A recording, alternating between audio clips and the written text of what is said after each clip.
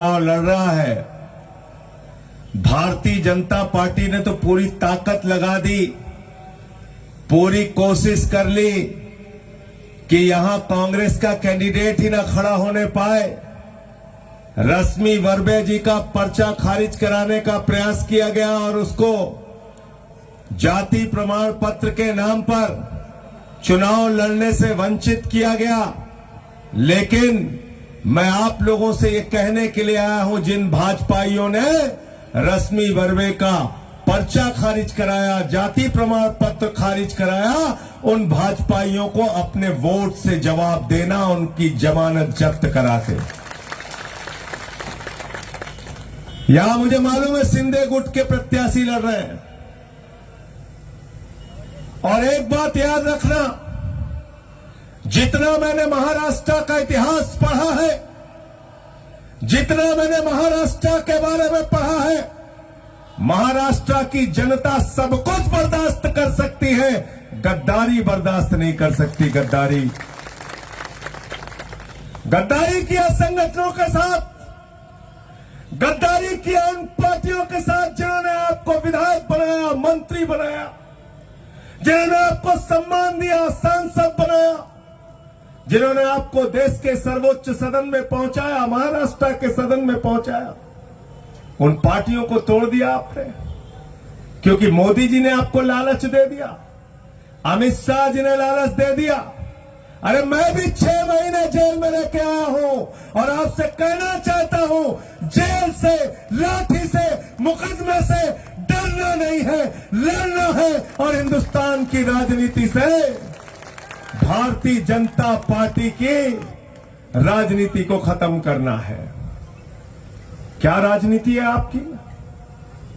उद्धव ठाकरे जी मुख्यमंत्री थे, एक सरकार सबके समर्थन से चल रही थी महाराष्ट्र के अंदर, फाइल तैयार कर रहे हो सबके, कहीं अजीत पवार की फाइल तैयार हो रही है, कहीं छगन भुजबल की फाइल तैयार हो रही है, कहीं हसन मुशर्रफ की फाइल तैयार हो रही है, कहीं नारायण राणे की फाइल तैयार हो रही है, कहीं शिंदे की फाइल तैयार हो रही है, कहीं उनके विधायकों की फाइल तैयार हो रही है। फाइल दिखाओ, पार्टी में लाओ। गलत तो नहीं कह रहा हूं? यही हुआ है ना? यही हुआ ना? यही हुआ ना? यहां पे क्या कहते थे चुनाव के पहले? यही नागपुर के फडणवीस साहब कहते थे, पवार दादा चक्की पिसिंग पिसिंग पिसिंग। कहते थे नहीं कहते थे? कहते थे नहीं कहते थे? भारत के प्रधानमंत्री ने भोपाल की रैली में कहा, 70,000 करोड़ रुपए का सिंचाई घोटाला अजीत पवार ने किया है। 70,000 करोड़ का अजीत पवार ने सिंचाई घोटाला किया है। ये किसी सामान्य व्यक्ति ने नहीं कहा। दूसरे दिन महाराष्ट्र की सरकार में उनको उप मुख्यमंत्री बना देते हो। बताओ प्रधानमंत्री जी, आपकी ईमानदारी का सबूत क्या है? भ्रष्टाचार के खिलाफ आपकी लड़ाई का सबूत क्या है? आप तो भ्रष्टाचारियों को गले लगाने का काम करते हो, गले लगाने का। और मैंने तो एक सभा में कहा, दिल्ली के अंदर, मैंने कहा भ्रष्टाचार के खिलाफ भाजपाई बोलते हैं तो लगता है ओसामा बिन लादेन अहिंसा पे उपदेश दे रहा है। गलत तो नहीं कह रहा हूं? लगता है डाकू गब्बर सिंह अहिंसा पे बोल रहा है। भारत की धरती पर सबसे भ्रष्ट पार्टी अगर कोई है तो भारतीय जनता पार्टी है। और भ्रष्टाचार का इतिहास अगर किसी ने अभी कुछ कार्यकाल जब से तय हुआ है, अगर भ्रष्टाचार के सारे कीर्तिमान तोड़ने का काम किसी सरकार ने किया है तो शिंदे की सरकार ने किया है। शिंदे की सरकार ने हर चीज में कमीशन चल रहा है, हर चीज में भ्रष्टाचार चल रहा है। मोदी जी कहते हैं हम भ्रष्टाचार से लड़ रहे हैं। मोदी जी कहते हैं ये मोदी की गारंटी है, एक भी भ्रष्टाचारी को नहीं छोड़ूंगा, इस बात की गारंटी है। पूरब से लेके पश्चिम तक, उत्तर से लेकर दक्षिण तक एक एक भ्रष्टाचारी को बीजेपी में शामिल करूंगा, इस बात की गारंटी है। गलत तो नहीं कह रहा हूं? सारे भ्रष्टाचारियों को अपने साथ मिला लिया कि नहीं मिला लिया? बताओ। पहले कहते थे दादा पवार चक्की पिसेंग, चुनाव के बाद कह रहे हैं मिक्सिंग मिक्सिंग मिक्सिंग, मिला लिया उनको अपने साथ। इसलिए साथियों और दोस्तों, मैं दिल्ली से चल के आपके बीच में इसलिए आया हूं कि आज एक तानाशाह हुकूमत इस देश के अंदर काम कर रही है।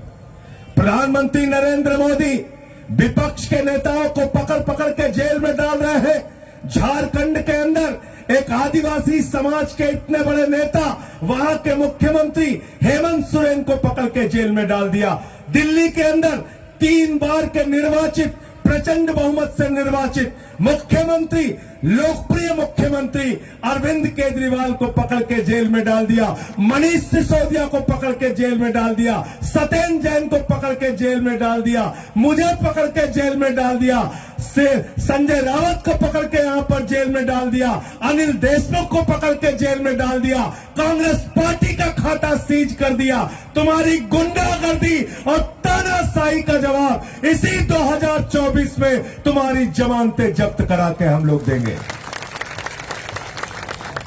जेल से डराते हो हमें, जेल से डराते हो। अरे ये आम आदमी पार्टी का जन्म तो आंदोलन की कोख से हुआ है, आंदोलन की कोख से। और यहां शिव सैनिक हैं, कांग्रेस वाले हैं, यहां एनसीपी वाले हैं। इन लोगों ने बहुत पिछले कई वर्षों में बहुत सारी परिस्थितियां देखी हैं, उनका सामना किया है और लड़ने का काम किया है भारतीय जनता पार्टी की राजनीति से। और जहां आज मैं खड़ा हूं, ये तो बाबा साहब डॉक्टर भीमराव अंबेडकर जी की कर्म भूमि है, कर्म भूमि है। नमन करता हूं इस कर्म भूमि को, बाबा साहब की। और आपके सामने कहना चाहता हूं, सावधान रहना। अगर 2024 में एनडीए आ गया, अगर 2024 में भारतीय जनता पार्टी आ गई, अगर 2024 में भारतीय जनता पार्टी की सरकार, मोदी जी की सरकार बन गई, तो याद रखना, ये लोग देश का संविधान बदल देंगे, संविधान बदल देंगे। अयोध्या के सांसद लल्लू सिंह कहते हैं संविधान बदलना है, इसलिए 400 सीट दे दो। अनंत हेगड़े पूर्व केंद्रीय मंत्री कहते हैं संविधान बदलना है, इसलिए 400 सीट दे दो। ज्योति मिर्धा बीजेपी की प्रत्याशी कहती है संविधान बदलना है, इसलिए 400 सीट दे दो। और अभी तो अरुण गोविल ने मेरठ में कह दिया संविधान बदलना है, इसलिए 400 सीट दे दो। तो हम कहना चाहते हैं, इस देश के लोग बाबा साहब के संविधान में आस्था रखते हैं। अगर उस संविधान के साथ, भारत के लोकतंत्र के साथ, हमारे वोट की ताकत के साथ कोई छेड़छाड़ करने की कोशिश करोगे, तो एनडीए के लोगों, बीजेपी के लोगों, शिंदे गुट के लोगों, आपकी जमानतें जब्त कराकर आपको वापस भेजा जाएगा आपके घरों में। आप संविधान बदलना चाहते हैं। और याद रखना, बाबा साहब डॉक्टर भीमराव अंबेडकर ने आपकी उंगली में एक ताकत दी है, वोट की ताकत दी है। इसी वोट की ताकत के कारण भारत के संविधान में लिखा है, अगर एक चपरासी की भी संतान होगी, उसके भी वोट की ताकत एक होगी। अगर एक मजदूर होगा, उसका भी वोट की ताकत एक होगी। अगर हमारे अनुसूचित जाति वर्ग के लोग होंगे, उनके भी वोट की ताकत एक होगी। हमारी माताओं बहनों के वोट की ताकत एक होगी। युवाओं के वोट की ताकत एक होगी। बुजुर्गों के वोट की ताकत एक होगी। राष्ट्रपति हो या मजदूर हो, सबके वोट की ताकत एक होगी। ये ताकत अगर किसी ने दी है तो बाबा साहब के संविधान ने दी है। अगर 24 में मोदी दोबारा आ गए तो देश में चुनाव नहीं होंगे, याद रखना, देश में चुनाव नहीं होंगे। वोट की ताकत आपसे छीन ली जाएगी। ये जो आपके सामने सर झुकाते हैं, ये सर झुकाना बंद कर देंगे, लाठियां चलाएंगे। अभी तो मुख्यमंत्री को अंदर कर रहे हैं, कल को जिसको पाएंगे उसको उठा के अंदर करेंगे, जिसको पाएंगे उठा के जेल में डालने का काम करेंगे। और इनसे याद रखना, अभी केदार साहब महंगाई के सवाल पे बोल रहे थे। महंगाई क्या बोला था 2014 में मोदी जी ने? क्या कहा था मोदी जी ने? याद है कि भूल गए आप लोग? याद है क्या बोले थे? भाइयों और बहनों, जब अपना वोट देने के लिए जाना तो घर का सिलेंडर देख के जाना। कहते थे कि नहीं कहते थे? मैं संजय सिंह आपसे कहने के लिए आया हूं, जब अपना वोट देने के लिए जाना तो घर का सिलेंडर इस बार देख के जरूर जाना। जाओगे नहीं जाओगे? ये पीछे से केदार भाई कह रहे हैं मोटरसाइकिल तो भूल गए आप। पेट्रोल का दाम 120 रुपए कर दिया तो मोटरसाइकिल भी देख के जाना। डीजल का दाम 100 रुपए पहुंचा दिया, अपने डीजल की गाड़ी को भी देख के जाना। आज महंगाई आसमान पे, सरसों का तेल 250 रुपए लीटर बिका आपके राज्य में मोदी जी। आज महंगाई आपने आसमान पे पहुंचा दिया। आपने क्या क्या वादा किया इस देश के लोगों के साथ, कैसे कैसे धोखे दिए। बोले इतना काला धन लाएंगे, इतना काला धन लाएंगे, इतना काला धन लाएंगे कि हर आदमी के खाते में कितना जमा हो जाएगा?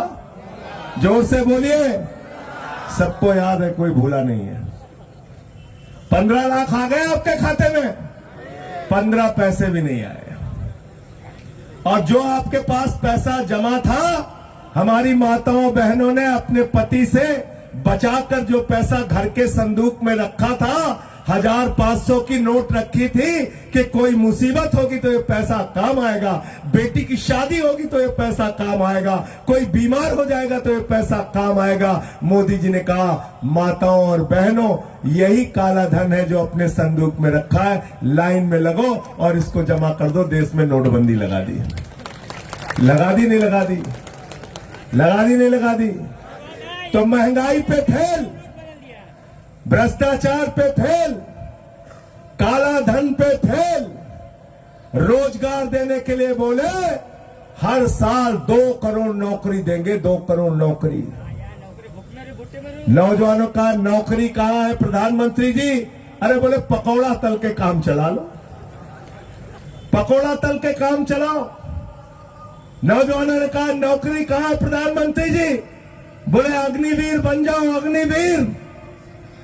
मैं तो पूछना चाहता हूं प्रधानमंत्री जी, जरा बताइए, एक तरफ आप अग्निवीर योजना लेके आते हैं, हमारे नौजवान को कहते हैं 17 साल की उम्र में जवान बन जाओ, 21 साल की उम्र में रिटायर हो जाओ। 17 साल का हमारा नौजवान -40 डिग्री टेम्परेचर में सियाचिन में भारत की सीमा की रक्षा करता है और +50 डिग्री टेम्परेचर में जैसलमेर में भारत की सीमा की रक्षा करता है। हमारा नौजवान, हमारे घर का बेटा तो भारत माता के लिए अपने प्राणों की आहुति देता है, और तुम्हारे बेटे बीसीसीआई के चेयरमैन बनके भारत को लूटने का काम करते हैं। किसका बेटा है बीसीसीआई का चेयरमैन?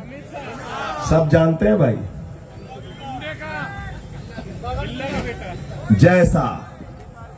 जैसा बीसीसीआई का चेयरमैन बना दिया।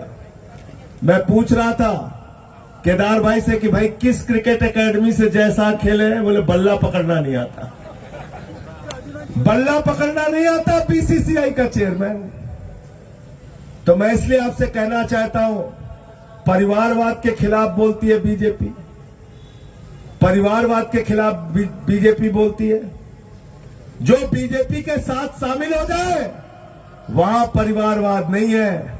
शिंदे का परिवारवाद दिखाई नहीं पड़ेगा, अजीत पवार का परिवारवाद उनको दिखाई नहीं पड़ेगा, हमारे उत्तर प्रदेश में राजभर का परिवारवाद उनको दिखाई नहीं पड़ेगा, संजय निषाद का परिवार उनको परिवारवाद दिखाई नहीं पड़ेगा, रामविलास पासवान जी की पार्टी का परिवारवाद उनको दिखाई नहीं पड़ेगा, मांझी जी की पार्टी का परिवारवाद उनको दिखाई नहीं पड़ेगा। परिवारवाद का इस्तेमाल विपक्ष के लिए। अरे अपने अंदर तो परिवारवाद ठीक करो। कल्याण सिंह जी मुख्यमंत्री थे, उनके बेटे सांसद हैं, उनका भी बेटा मंत्री है उत्तर प्रदेश में। वसुंधरा राजे जी के बेटे सांसद हैं, रमन सिंह के बेटे सांसद हैं, प्रेम कुमार धूमिल के बेटे अनुराग ठाकुर वो मंत्री है केंद्र में, कैलाश विजयवर्गीय का बेटा आकाश विजयवर्गीय विधायक है। तो आप न भ्रष्टाचार पे बोलने लायक हैं, न परिवारवाद पे आप बोलने लायक हैं, आप सिर्फ जुमला के मास्टर हैं, जुमला के मास्टर। मैं तो प्रधानमंत्री जी के लिए कहता हूं कि भारत के प्रधानमंत्री को किसी और चीज में महारत हो ना हो, लेकिन अगर भाषण प्रतियोगिता करा दोगे तो नंबर 1 पे नरेंद्र मोदी आएंगे, 2 नंबर पे नहीं आएंगे।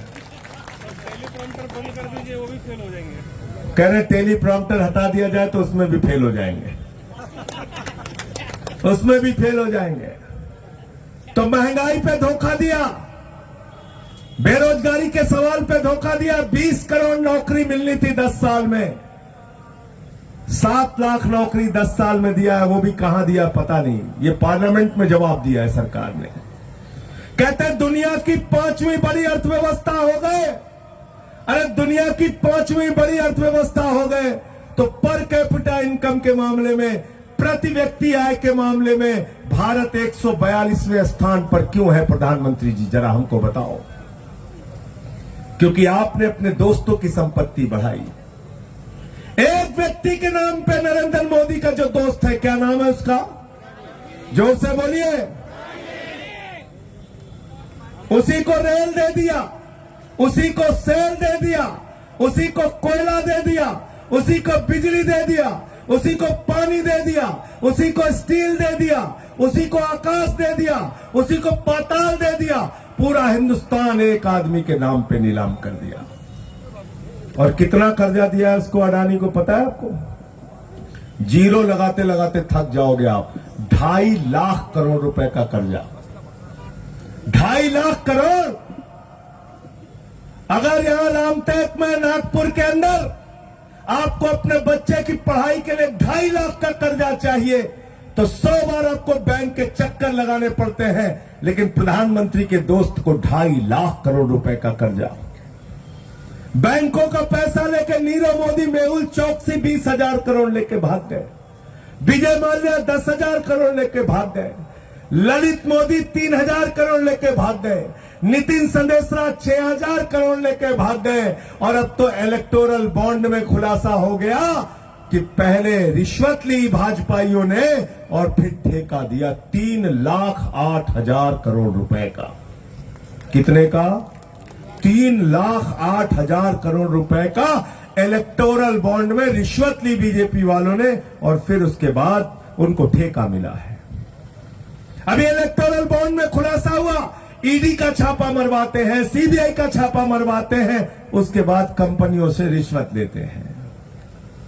यह है बीजेपी की असलियत। तो बीजेपी भ्रष्टाचार के खिलाफ नहीं लड़ रही है। बीजेपी के बारे में मैं ये कहना चाहता हूं, बीजेपी का नारा है, जो जितना बड़ा भ्रष्टाचारी वो उतना बड़ा पदाधिकारी। इनसे कुछ उम्मीद मत करना। ये सिर्फ झगड़े करा सकते हैं, ये सिर्फ भाई को भाई से लड़ा सकते हैं, ये भारत के संविधान को खत्म करने जा रहे हैं, याद रखना। ये आपके वोट की ताकत को खत्म करने जा रहे हैं, याद रखना। और 24 के चुनाव में अगर जीते, वोट की ताकत खत्म करेंगे, आरक्षण खत्म करेंगे, किसान का अधिकार खत्म करेंगे, महिलाओं का अधिकार खत्म करेंगे, युवाओं का अधिकार खत्म करेंगे। भारत माता को बचाने के लिए, इस मुल्क को बचाने के लिए, महाराष्ट्र को बचाने के लिए, लोकतंत्र को बचाने के लिए, संविधान को बचाने के लिए श्याम कुमार बर्वे जी को आपको वोट देना है और उनको जिताने का काम करना है। जिताओगे कि नहीं जिताओगे? हाथ उठा के बताओ। जिताओगे ना? अब से लेके चुनाव के दिन तक, अंतिम वोट पड़ने तक, एक भी साथी अगर ये मानते हो कि उद्धव ठाकरे जी के साथ धोखेबाजी हुई है, अगर ये मानते हो कि शरद पवार जी के साथ धोखेबाजी हुई है, अगर ये मानते हो कि राहुल गांधी जी की कांग्रेस पार्टी के साथ धोखेबाजी हुई है, अगर ये मानते हो कि यहां पर धोखेबाजी की गई है, आपके पीठ में छुरा मारा गया है, तो उसका जवाब सीना तान के देना, पीछे मत हटना। मैं आपसे कहना चाहता हूं, क्या करेंगे? जेल में डालेंगे, डालने दो। मुकदमे लिखते हैं, लिखने दो। लाठियां चलाते हैं, चलाने दो। चिंता मत करना। 24 में जब इनको पलट के यहां से भगाने का काम करोगे, उसके बाद एक एक चीज का हिसाब इस देश की जनता अपने आप लेगी। तो लोकसभा में भी हराना है और 24 की विधानसभा में एक भी विधायक एनडीए का और बीजेपी का और शिंदे गुट का महाराष्ट्र की विधानसभा में नहीं पहुंचना चाहिए, ये भी जिम्मेदारी आपकी है। क्योंकि मैंने फिर कहा आपसे, महाराष्ट्र का इतिहास जितना पढ़ोगे उतना रोमांचित होगे, उतना आपका मनोबल बढ़ेगा। और हमारा इतिहास सिखाता है कि गद्दारों के लिए माफी, गद्दारों के लिए माफी, गद्दारों के लिए माफी, गद्दारों के लिए माफी नहीं है। जिन्होंने आपको धोखा दिया उसको याद रखना, उसको याद रखना। और जब वोट की ताकत ही खत्म हो जाएगी, संविधान ही खत्म हो जाएगा, तो हम कहां बचेंगे। केजरीवाल साहब हो, शरद पवार जी हो, उद्धव ठाकरे जी हो, राहुल गांधी जी हो, इतनी बड़ी न्याय यात्रा उन्होंने निकाली, पूरे समय बात की, मुद्दों की, महंगाई की बात की, रोजगार की बात की, किसानी की बात की, एमएसपी की बात की, और कहा कि किसानों को उनका हक मिलना चाहिए। 750 किसानों की शहादत हुई किसान आंदोलन में। मैं उस समय पार्लियामेंट में था, मैंने माइक तोड़ दिया जब काला कानून आया। मुझसे भाजपाइयों ने कहा, संजय सिंह जी आपने माइक तोड़ दिया, माइक तोड़ दिया। मैंने कहा बेईमानो, तुमने किसानों की हड्डियां तोड़ी, मैंने तो सिर्फ माइक तोड़ा है, मैंने तो सिर्फ माइक तोड़ा है, तुमने तो किसानों की हड्डियां तोड़ी है। अपने ही देश में अन्नदाताओं के साथ दुश्मनों जैसा व्यवहार, अपने ही देश में उनके सामने कीलें गाड़ दी तुमने, अपने ही देश में उनके ऊपर पानी की बौछारें की, उनको लाठियों से पिटवाया, उनके ऊपर आंसू गैस के गोले छोड़े।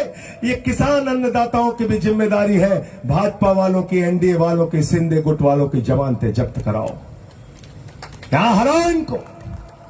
बोला था आपके आय दोगुना हो जाएगी, क्या हो गया। कहते हैं कैसे आ गए, कैसे दिल्ली आ गए किसान, कैसे दिल्ली आ गए किसान। अगर तुम किसान को दिल्ली नहीं जाने दोगे भाजपाइयों, अगर तुम किसान को दिल्ली जाने नहीं दोगे एनडीए वालों, शिंदे गुट वालों, तो किसान भी तुमको दिल्ली जाने नहीं। सांसद बनके दिल्ली जाते हो ना, जाते हो कि नहीं जाते हो। तो किसान जो सांसद तुमको बनाता है वहां तुमसे मिलने नहीं आ सकता, उसको लाठियों से पिटवाओगे। तो अगर तुम हमको दिल्ली नहीं जाने दोगे तो हम तुमको नागपुर से दिल्ली नहीं जाने देंगे, हम तुमको रामटेक से दिल्ली नहीं जाने देंगे, हम तुमको महाराष्ट्र से चुनकर दिल्ली जाने नहीं देंगे। 144 भी लगाते हैं। अब तुम्हारे सामने ताकत है केदार भाई, अब अपने अपने घर के सामने क्या लगाना है आपको, क्या लगाना है, धारा 100, क्या लगाना है, धारा 100। शिंदे गुट का कोई कैंडिडेट प्रचार के लिए हमारे सामने, घर के सामने नहीं आएगा। हमारे घर के सामने शिंदे गुट के लिए, बीजेपी के लिए, एनडीए के लिए धारा 100 क्या लगी है, 144। 144 लगा देना। इंडस्ट्री को बर्बाद कर दिया, मजदूरों को बर्बाद कर दिया, सारे देश के उद्योग को खत्म करने का काम ये सरकार कर रही है। ये काम करने के लिए नहीं आई है, ये झगड़ा कराने के लिए मोदी जी की सरकार आई है। मैं तो बीजेपी का नाम कहता हूं भारतीय झगड़ा पार्टी। क्या नाम है इनका, भारतीय झगड़ा, झगड़ा फैलाने वाली पार्टी। दो आदमी शांति से रह रहे, उनके यहां झगड़ा करा दो। पति पत्नी आराम से रह रहे, घर में जाओ वहां झगड़ा करा दो। मोहल्ले में शांति है, वहां जाओ वहां झगड़ा करा दो। गांव में शांति है, वहां झगड़ा करा दो। झगड़ा पार्टी है। अंत में सिर्फ एक बात कहना चाहता हूं, थोड़ा इनसे और भी सावधान रहना। कोरोना से पहले हमारे यूपी में चुनाव था। कई बार ये लोग ऐसी बातें बोल देते हैं जो देश के लिए संकट बन जाती है। उद्धव ठाकरे जी कहते हैं हम गांव गांव में स्कूल बनाएंगे, अस्पताल बनाएंगे। शरद पवार जी कहते हैं हम खेती किसानी का काम बढ़ाएंगे, स्कूल बनाएंगे, अस्पताल बनाएंगे। राहुल गांधी कांग्रेस पार्टी का प्रचार है हम नौजवानों को मजबूत करेंगे, सशक्त करेंगे, स्कूल बनाएंगे, अस्पताल बनाएंगे, शिक्षा देंगे। केजरीवाल जी कहते हैं हम मोहल्ला क्लिनिक बनाएंगे, बिजली फ्री देंगे, पानी फ्री देंगे, हम स्कूल बनवाएंगे, अस्पताल बनवाएंगे। और भाजपा वाले क्या कहते हैं? मोदी जी क्या कहते हैं? मोदी जी गए उत्तर प्रदेश में चुनाव प्रचार में, कहने लगे भाइयों और बहनों, गांव गांव में कब्रिस्तान है तो शमशान होना चाहिए कि नहीं होना चाहिए? झूठ नहीं बोल रहा हूं भाई, यूट्यूब पे पड़ा है, चेक कर लेना। गलत तो नहीं कह रहा हूं? गलत तो नहीं कह रहा हूं? गलत तो नहीं कह रहा हूं? तो श्याम कुमार बर्वे को जिताओगे तो स्कूल और अस्पताल बनाएंगे, और भाजपाइयों को जिताओगे, शिंदे गुट के कैंडिडेट को जिताओगे तो ये गांव गांव में क्या बनाएंगे? शमशान बनाएंगे। ये शमशान बनाने वाली पार्टी है। ये आपके बच्चों की तरक्की नहीं कर सकते, आपके चेहरे पे मुस्कान नहीं ला सकते। अंत में फिर से एक बार हाथ जोड़ के अपील करना चाहता हूं, ये पूरा इंडिया गठबंधन जो है, अलग अलग दलों का जो गठबंधन है, जिसमें शिवसेना उद्धव ठाकरे जी की पार्टी है, एनसीपी शरद पवार जी की पार्टी है, कांग्रेस पार्टी है जिसमें आम आदमी पार्टी है, सीपीएम है, सीपीआई है, हम सब की एक ही अपील है, हाथ जोड़कर आपसे एक ही विनती है। इसमें तेजस्वी यादव जी की पार्टी है, हम सब की आपसे एक ही अपील है। समाजवादी पार्टी अखिलेश यादव जी की पार्टी है, एक ही अपील है आपसे, इस बार भारत के संविधान को बचाने के लिए, और इस बार भारत के लोकतंत्र को बचाने के लिए, और इस बार अपने वोट को, ताकत को बचाने के लिए, चुनाव को बचाने के लिए, अपने आरक्षण को बचाने के लिए, अपने बच्चों के भविष्य को बचाने के लिए, महंगाई से छुटकारा पाने के लिए, किसानों को उनका हक दिलाने के लिए, माताओं बहनों को इज्जत और सम्मान दिलाने के लिए अपना वोट देना और श्याम कुमार बर्वे जी को यहां से जिताना। बहुत बहुत शुक्रिया।